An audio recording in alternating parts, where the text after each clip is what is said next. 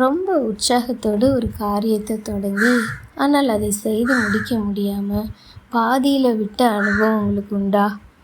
ஒரு புத்தகத்தை வாசிக்க தொடங்குறீங்க, ஆனால் அதை முழுமையாக முடிக்காமல் விட்டுருக்கலாம். அல்லது ஒரு புதிய திறமையை கற்றுக்கொள்ள நீங்கள் தொடங்கி சில நாட்களில் கைவிட்டிருக்கலாம். ஆரம்பத்தில் மட்டும் நான் உண்மையாக இருப்பது போதாது, வாழ்நாள் முழுவதும் உண்மையுள்ளவர்களாக இருக்கணும்னு சொல்லி தேவன் விரும்புகிறார். ராஜாவான நாதாப் தன் தகப்பனான யெரொபெயாமிடமிருந்து ராஜ்யத்தை சுதந்திரித்தான். ஒரு நல்ல வழியை தேர்ந்தெடுக்க அவனுக்கு நல்ல வாய்ப்பு இருந்தது. ஆனால் அதுக்கு பதிலாக அவன் தன் தகப்பனின் பாவ வழிகளிலேயே தொடர்ந்து நடந்தான். நாம் வெறுமனே கூட்டத்தை பின்தொடரவோ அல்லது நம் குடும்பத்தின் தவறுகளை திரும்ப செய்யவோ கூடாது. நாம் தேவனை பின்பற்ற தீர்மானிக்கணும் என்பதை அவனுடைய வாழ்க்கை நமக்கு கற்றுத்தருகிறது. இன்றைக்கு நாம் வாசிக்க வேண்டிய வேத பகுதி 1 ராஜாக்கள் 15ஆம் அதிகாரம் 25 முதல் 32 வசனங்கள். நாதாப் இஸ்ரவேலின் வட ராஜ்யத்தின் முதல் ராஜாவான 1ஆம் யெரொபெயாமின் மகனாவான். அவன் இஸ்ரவேலை 2 வருடங்கள் ஆட்சி செய்தான். தமக்கு கீழ்ப்படிய தேவன் யெரொபெயாமுக்கு அநேக வாய்ப்புகளை கொடுத்திருந்தார். ஆனால் யெரொபெயாமோ விக்கிரக ஆராதனையை தேர்ந்தெடுத்தான். நாதாப் தன் தகப்பனின் சிங்காசனத்தை மட்டுமல்ல, தேவனுடைய ஜனங்களை வழிநடத்தும் பொறுப்பையும் சுதந்திரித்து கொண்டார். வருத்தத்திற்குரிய காரியம் என்னவென்றால், தேசத்தை மீண்டும் தேவனிடம் திருப்புவதற்கு பதிலாக நாதாப் தன் தகப்பனின் பொல்லாத வழியையே பின்பற்றினான். பெலிஸ்தரின் பட்டணமாகிய கிப்பத்தோனுக்கு எதிராக படையெடுத்து சென்றபோது அவனுடைய படைகளுள் ஒரு படைத்தலைவனான பாஷா அவனுக்கு எதிராக சதி செய்தான். பாஷா நாதாப்பை அழித்து போட்டு இஸ்ரவேலின் அடுத்த ராஜாவானான். சிங்காசனத்தில் அமர்ந்த பிறகு பாஷா யெரொபெயாமின் குடும்பத்தை சேர்ந்த எல்லாரையும் அழித்தான். யெரொபெயாமின் கீழ்ப்படியாமை நிமித்தம் அகியா தீர்க்கதரிசி மூலமாக தேவன் உரைத்த தீர்க்க தரிசனம் இதன் மூலம் நிறைவேறியது. இப்படி நாதாபின் ஆட்சி ஒரே 2 வருடங்களில் முடிவுக்கு வந்தது. இதன் மூலம் நாம் இன்று கற்றுக்கொள்ளும் பாடம், சில நேரங்களில் ஜனங்கள் என் குடும்பத்தில் உள்ள எல்லாரும் இதை தான் செய்கிறாங்க அல்லது என் நண்பர்கள் எல்லாரும் இப்படி தான் செய்கிறாங்க அப்படின்னு சொல்லுவாங்க.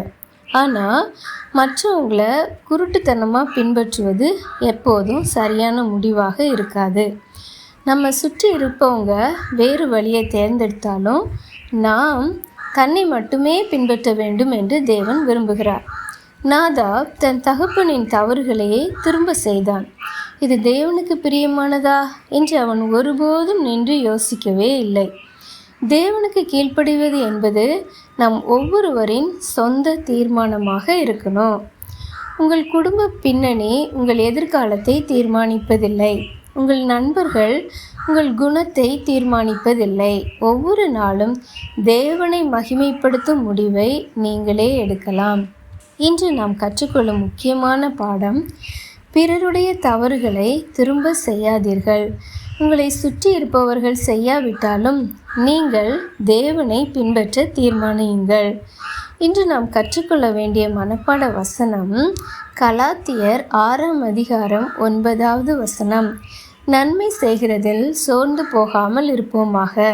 நாம் தளர்ந்து போகாதிருந்தால் ஏற்ற காலத்தில் அறுப்போம். இன்று நம் ஆவிக்குரிய வளர்ச்சிக்காக நாம் செய்ய வேண்டியது, உங்கள் வாழ்நாள் முழுவதும் தேவனுக்கு உண்மையுள்ளவர்களாக இருக்க அவர் உதவி செய்ய வேண்டும் என்று ஜெபியுங்கள். தவறான வழிகளில் செல்லாதபடி, தேவனே நீர் என்னை பாதுகாத்து கொள்ளும் என்று அவரிடம் கேளுங்கள். அறிவு சார்ந்த வளர்ச்சிக்காக இன்று நாம் செய்ய வேண்டியது, எபிரெயர் 12:1-2 வசனங்களை வாசியுங்கள். நமக்கு நியமித்திருக்கிற ஓட்டத்திலே பொறுமையோடு ஓட வேண்டியது என்பதின் அர்த்தம் என்னவென்று எழுதி வையுங்கள். சரீர வளர்ச்சிக்காக இன்று நாம் செய்ய வேண்டியது, பொறுமை தேவைப்படும் ஒரு வேலையை செய்து மன உறுதியை பயிற்சி செய்யுங்கள். உங்கள் அறையை முழுமையாக சுத்தம் செய்வது, உடற்பயிற்சி செய்வது அல்லது கொடுத்த வீட்டு பாடத்தை பாதியில் விடாமல் செய்து முடிப்பது என எதுவாகவும் இருக்கலாம். சமுதாய வளர்ச்சிக்காக இன்று நாம் செய்ய வேண்டியது, உங்கள் நண்பர்களுக்கு ஒரு நல்ல முன்மாதிரியாக இருங்கள். கூட்டத்தை பின்தொடர பயப்படாமல் சரியானதை தேர்ந்தெடுக்க ஒருவரை உற்சாகப்படுத்துங்கள். ஜெபம். அன்பு தகப்பனே, இந்த வேலைக்காக உமக்கு நன்றி ராஜா. அப்பா, நீர் இன்று எங்களோடு பேசின ஒவ்வொரு வார்த்தைகளுக்காகவும் உமக்கு ஸ்தோத்திரம். எல்லாரும் தவறு செய்கிறாங்கன்னு சொல்லி நாங்களும் செய்யாதபடி உமக்கு பிரியமான காரியங்களை மாத்திரம் நாங்கள் செய்ய கர்த்தாவே எங்களுக்கு கிருபை தாரும். இயேசு கிறிஸ்துவின் நாமத்தினாலே ஜெபிக்கிறோம் பிதாவே, ஆமேன்.